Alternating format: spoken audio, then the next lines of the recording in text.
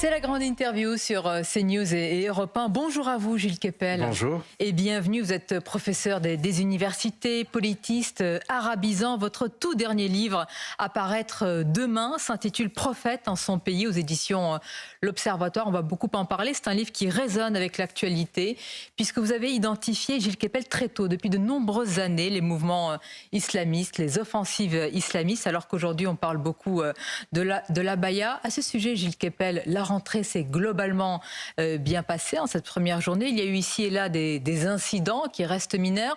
Est-ce que vous pensez qu'il peut y avoir là, à ce sujet, une offensive grandissante, une massification du phénomène, ou que ça va rester anecdotique selon vous ? Vous savez, il y a 20 ans exactement, j'étais membre de la commission Stasi. Ça rappelle des temps lointains, mais la situation est assez semblable.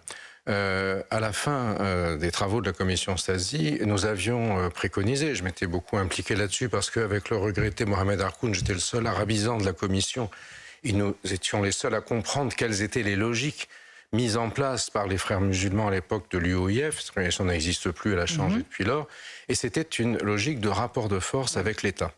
Et à partir du moment où la commission a préconisé, et le gouvernement de l'époque a suivi la prohibition des tenues religieuses ostentatoires à l'école, les choses se sont arrêtées.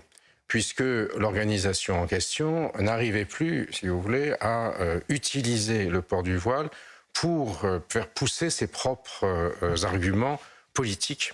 Et du coup, les chefs d'établissement ont pu, pendant les années suivantes, vaquer à leurs occupations normales au lieu de passer leur temps à faire du contentieux. Vous pensez que ça va être le cas avec l'abaya ? Ce que vous m'apprenez là indique d'ores et déjà que le tour de vis qui a donné M. Attal a une efficace, puisque le port de l'abaya à l'école, comme celui du voile à l'époque de l'UOIF, a pour but de tester les limites. Et ça s'inscrit aujourd'hui dans une stratégie que le salafisme appelle en arabe el-wala ou el-bara'a, c'est-à-dire l'allégeance et la rupture ou le désaveu, c'est-à-dire on fait allégeance à la loi divine telle que les salafistes l'imaginent et la manière très rigoriste dont ils la voient, et on rompt avec les lois des mécréants qui sont celles de la République pour essayer de marquer un territoire, de rompre, de faire en sorte qu'au lieu de prôner l'intégration républicaine, c'est-à-dire que ce qui nous rassemble, quelles que soient nos origines, est plus important que ce qui nous divise, on essaye de favoriser ce que le président de la République appelait, en d'autres termes, le séparatisme. Et marquer un territoire, hein, dites-vous, Gilles Kepel. C'est-à-dire il y a une volonté aussi d'appropriation territoriale à travers ce vêtement que vous qualifiez, vous, évidemment, de religieux. Alors, l'appropriation territoriale, oui, enfin, et aussi de territoire virtuel, parce qu'à l'époque de l'UOIF, il y a 20 ans, il n'y avait pas de réseaux sociaux. Aujourd'hui, tout ça fait partie d'une espèce d'atmosphère du salafisme, du djihadisme, qui est répercutée à longueur de prédications par des groupes d'imams itinérants. Il faut bien voir que la mouvance islamiste politique aujourd'hui en France est en état de faiblesse. Après ce qu'on appellerait en arabe marhalat el-istidraf, c'est-à-dire après l'époque de Daesh, où il y a eu la violence avec presque 300 morts et plus de 1000 blessés, aujourd'hui, donc les coups portés font que les djihadistes se dissimulent, sont plus prudents, avancent à pas compter. Et donc, de ce fait, il y a la volonté de construire une espèce d'atmosphère de rupture. Donc l'abaya rentre dans le djihadisme d'atmosphère que vous aviez théorisé. Oui, alors l'abaya, forcément plutôt, disons, le salafisme d'atmosphère. C'est-à-dire, quand on porte l'abaya, on n'est pas nécessairement, souvent pas dans une logique de violence, mais ceux qui dans une logique de rupture. Et avec les mécréants. Si vous voulez, on se distingue de ce qu'on appelle les koffars, les mécréants, ou les murtads, c'est encore plus compliqué, c'est-à-dire ce qu'on considère comme mauvais musulmans. Et à la commission Stasi, déjà, nous avions œuvré pour éviter justement que les jeunes filles d'origine musulmane ne se retrouvent prises en otage par les militantes qui leur disaient « si tu ne portes pas le voile, tu es une mauvaise musulmane ». Mais Gilles Kepel, si on vous entend, l'interdiction va donner un coup d'arrêt, j'allais dire, dans les faits, concrètement, mais dans les têtes, comment on fait? Parce que là, on parle de l'uniforme, mais comment on fait quand des adolescentes françaises, certes de confession musulmane, ne veulent pas ou ne veulent plus partager les mœurs de leur propre pays, quelle que soit d'ailleurs l'origine ou le pays d'origine de leurs parents ou grands-parents? Comment on fait quand elles refusent les mœurs et l'esprit de la loi française? Alors, il y a deux choses différentes. D'abord, là, on parle de l'école.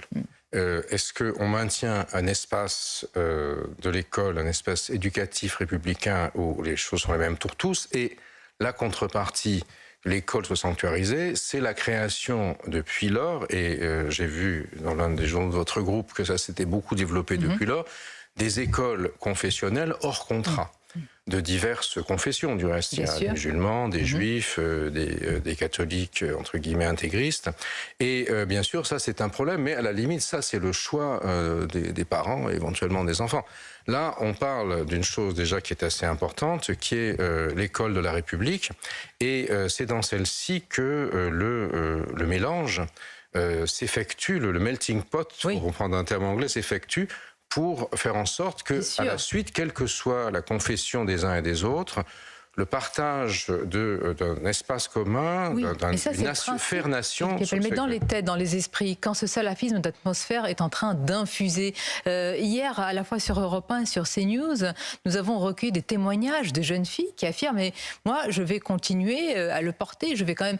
tester, je le porte parce que c'est pas un vêtement religieux, c'est par tradition, c'est culturel. » Alors, j'allais vous répondre là-dessus. En fait, ça n'est pas un vêtement musulman au sens propre, puisque on peut être musulman, tout à fait croyant et respectueux de la foi dans sa tête et son esprit, sans se vêtir avec une abaya. Qu'est-ce que c'est que l'abaya, qui veut dire en arabe, abaya en arabe, ça veut dire vêtement, simplement, robe ou féminin principalement. C'est quelque chose qui a été imposé par le wahhabisme saoudien avant Mohammed Ben Salman. Aujourd'hui, ça n'est plus du tout obligatoire en Arabie Saoudite. Donc en Arabie Saoudite, ce n'est plus obligatoire. On en voit de moins en moins quand on en voit en France. Voilà, et cet été... Ça mérite d'être souligné quand même. Oui, cet été sur la Côte d'Azur, encore à l'aéroport de Nice, j'étais assis au salon à côté de deux Saoudiennes en mini-short et en débardeur qui se filmaient avec un selfie très performant. J'ai discuté avec elles en arabe, c'était la surprise qu'un khawaga, ou comme elles disent, parle arabe, et elles m'ont dit, mais nous, on n'en a rien à faire, on est ici pour la liberté. Ça. Et effectivement, vous aviez ailleurs des dames probablement françaises, d'origines diverses, qui, elles, étaient non seulement avec cette robe, mais aussi avec un voile sur la tête et le masque sanitaire sur la figure pour tourner l'interdiction de la dissimulation de voyage en public et d'énormes lunettes. Alors, les lunettes de soleil et le masque sanitaire ne sont pas un vêtement religieux par essence et par destination. Voilà. Donc, si vous voulez, c'est le législateur bien sûr a besoin de s'adapter à ce genre de choses. Il faut aussi trouver un moyen terme, mais l'important, en l'occurrence, c'est l'école. C'est la première chose, c'est l'école. Après...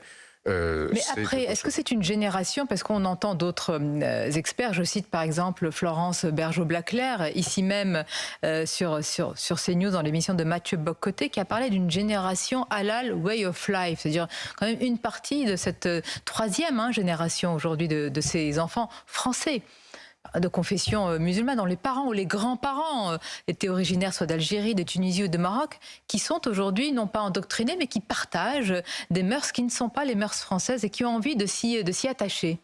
Oui, alors ça, j'avais observé ça dans mes travaux de recherche, puisque quand j'étais à Clichy-Montfermeil en 2010 pour étudier les phénomènes qui avaient suivi l'explosion des émeutes dans les banlieues, justement, on avait fait une enquête et on demandait notamment, est-ce que vous acceptez que vous ou vos enfants soient invités à déjeuner ou à manger chez un non-musulman ?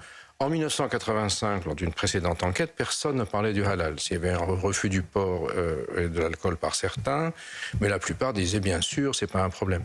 Et là, ce qui nous a beaucoup frappé, c'est l'explosion de ce que j'ai appelé l'extension de l'espace du halal, qui effectivement s'est répandu avec également tout un modèle économique sur lequel Madame Blaclair a travaillé du reste, de boucherie, de commerce, etc., qui ont eu pour but de construire une économie communautaire. Alors, ça fait partie de la liberté. On peut le déplorer ou s'en réjouir. Mais vous le constatez depuis un certain temps. Absolument, oui, ça c'est complètement vrai. Et effectivement, c'est souvent le cas de jeunes de la troisième génération, si j'ose dire, dont les parents ne respectaient pas du tout le halal, respectaient l'interdiction du porc. Et c'est effectivement, c'est l'influence à l'époque de la diffusion des idées des frères musulmans un peu partout, qui a permis de transformer les choses. Alors, effectivement, on en a des effets jusque dans l'école, Mais l'école n'est pas contrainte d'y céder. Et je crois que les décisions du ministre, du coup, ont eu les conséquences. Gilles Kepel, nos auditeurs, nos téléspectateurs vous connaissent bien, et c'est ce qu'on apprend. On l'apprend, mais en tous les cas, on est conforté dans ce livre qui s'intitule « Prophète en son pays ». Vous êtes un pionnier véritablement dans l'analyse des mouvements islamistes. Très tôt, vous avez fait face au déni, à l'incrédulité de beaucoup. Alors, ce qui est incroyable, c'est qu'on vous a à la fois accusé d'être le cheval de Troie de l'islamisme et à la fois d'être, je le mets entre guillemets parce que je ne reprends pas cette expression ni cette insulte, on vous a dénoncé comme étant islamophobe. Donc, cheval de Troie de l'islamisme, islamophobe... Et c'est, si j'ose dire, nul n'est prophète en son pays. Voilà, c'est ça. Et tout à fait, oui, c'est au début en Égypte, effectivement, parce que le livre commence en 1980, quand je commence, j'ai 25 ans et je commence ma vocation, je vais faire ma thèse. Personne ne comprend à l'époque où vous vous intéressiez à ces mouvements islamistes à l'époque. Voilà, et c'est d'ailleurs votre serviteur qui a créé ce terme en français de mouvements islamistes. C'est la traduction de l'arabe haraka islamiyya, mais que j'ai mis en iste pour montrer, alors que la traduction serait islamique, mais pour montrer que c'est un mouvement politique. Et ce qui était assez amusant, c'est qu'effectivement, moi, j'étais... Vous dites amusant, je vais rappeler que quand même que votre vie, votre parcours a été jalonné de menaces, de condamnations de mort par Daesh, etc. Vous le prenez mais avec philosophie, mais c'est ça que vous portez comme bagage aussi. Hein. Oui, sur le moment, c'est pas facile à vivre, effectivement, mais bon, après, de toute façon, vous savez, comme on dit, ce qui ne tue pas renforce. Hein. Et donc, aujourd'hui... En plus, comme je suis à la fin de ma carrière et que l'université me pousse dehors le plus vite possible pour mettre à ma place des enseignements wokistes, je me sens dans une totale liberté pour m'exprimer. On pousse aujourd'hui Gilles Kepel du haut de ses études pour le remplacer, si je puis dire. Par des masters des colonialistes, oui, c'est ça. Mais pour revenir à l'Égypte, ce qui était très frappant à l'époque, c'est que quand je vais étudier ces mouvements islamistes, parce que j'avais lu en fait dans Le Monde, qui était un journal beaucoup plus plural à l'époque qu'il est devenu aujourd'hui, une enquête sur ces jeunes gens qui portaient la barbe à l'université. Nous, dans les milieux gauchistes, il y avait des gens qui portaient la barbe en France, mais c'était la barbe de Che Guevara, si vous voulez. Et remarquez aujourd'hui, entre la barbe de Médine et celle de Che Guevara, peut-être qu'il y a des congruences. Et on m'avait dit, mais qu'est-ce que tu vas étudier ce genre de choses? Ce sont des fascistes, ce sont des agents de la CIA, anti-nassériens, et du reste, toi-même, est-ce que tu n'es pas un agent de l'extrême droite pour étudier ce genre de choses? Et quand j'ai publié... Et après, ces mouvements ont été récupérés par une partie de la gauche tiers-mondiale, et du coup, je suis devenu l'ennemi de l'humanité parce que je gardais une distance critique par rapport à eux. Moi, mon propos, c'est d'essayer de comprendre comment les choses fonctionnent de l'intérieur. C'est pour ça que j'ai appris l'arabe. Ça fait 40 ans que je le pratique. Je n'arriverai jamais à le connaître parfaitement. Vous savez, les arabisants qui ne sont pas nés arabes disent, ce qu'ils peuvent dire de mieux d'un autre, c'est « il sait ». De l'arabe. Bien sûr, mais vos thèses et vos études ont infusé un peu partout. Je voudrais qu'on regarde ensemble, Gilles Kepel, cette une de Charlie Hebdo qui met sur le même plan les mollahs iraniens et une partie de la gauche, disons-le, la France insoumise, tous les deux dénonçant la police du vêtement. Je vois à votre sourire que vous êtes Charlie. Est-ce qu'elle vise juste cette une ?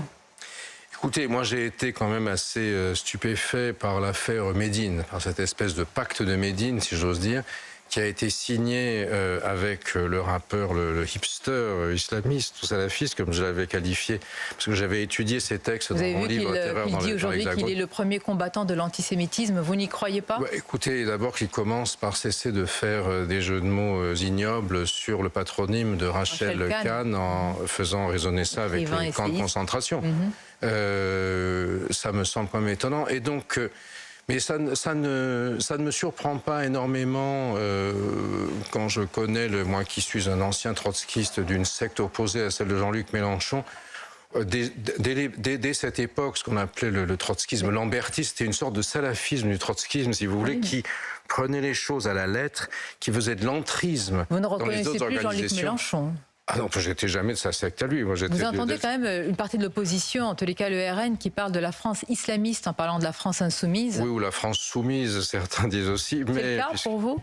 En tout cas, je ne veux pas porter de jugement de valeur, mais il me semble que là, il y a quand même un problème majeur par rapport aux idéaux qui étaient celles de la gauche, peut-être d'hier, c'est-à-dire de l'émancipation de l'humanité. Et là, l'objectif, c'est bien plutôt au contraire de flatter un vote communautaire, non pas pour faire des divisions de la lutte des classes comme autrefois, mais plutôt une opposition identitaire à l'intérieur de la société et profiter d'une fracture identitaire qu'on exacerbe. Et ça, évidemment, c'est quelque chose qui est, je crois, met très mal à l'aise la gauche française. À mon sens, ça va faire monter énormément de l'autre côté.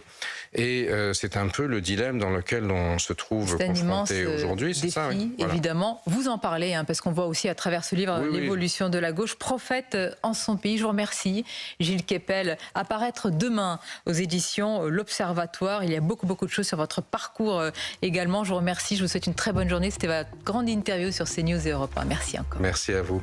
Merci Gilles Kepel.